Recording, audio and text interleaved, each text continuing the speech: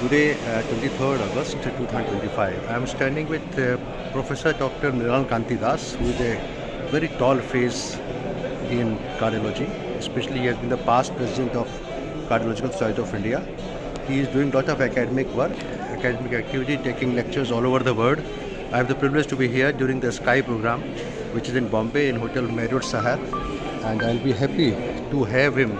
His words, a few words, just 2 minutes words about the treatment, current treatment of heart failure.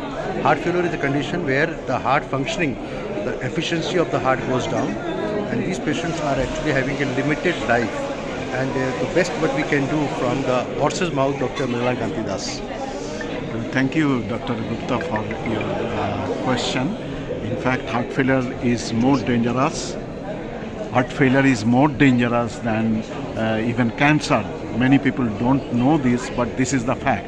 And the mortality, whether it is 30 days mortality or 1 year mortality or 5 year mortality, are very high. And the 5 year mortality is almost 70%. So in that background, the management of hypertension, heart failure, is very, very important, because there are a lot of guidelines, especially from American College of Cardiology and European Society of Cardiology. So all they are guiding all the cardiologists and physicians practicing cardiology regarding the various methods or various approaches regarding the heart failure management. Now, this particular term is called Guideline Directed Medical Therapy, or GDMT in short. Now, there are four pillar drugs. There are four pillars of the heart failure therapy where we should consider the ARNI or ARB or SE inhibitor.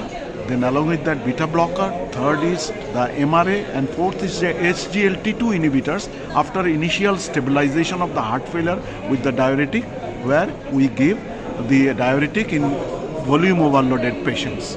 Now, these medicines are enough to take care for a good many patients.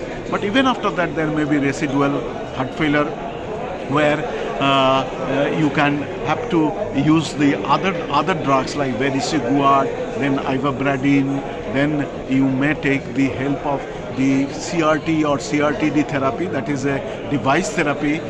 So all these are taken into account for the further better management of heart failure.